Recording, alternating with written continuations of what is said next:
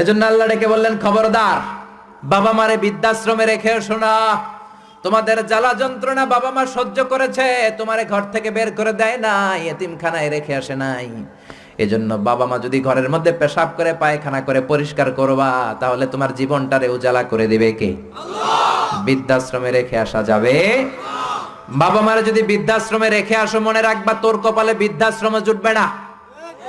তুমি যদি বাবা মারে বৃদ্ধাশ্রমে রেখে আসো, তুমি বয়স্ক হলে তোমার কপালে বৃদ্ধাশ্রম নাই, ঠিক কিনা? ভাঙ্গা থালা হাতে নিয়ে তুমি রাস্তায় ভিক্ষা করে খাবা।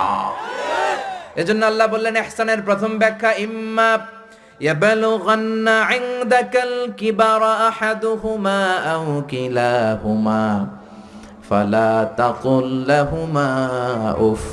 বাবা মা যখন বার্ধক্যে উপনীত হয়, তাদের কোনো কাজে নাক ছিটকাবা না, উফ শব্দটাও করবা না, উহ আহ এটাও বলা যাবে না। কথাটা কার?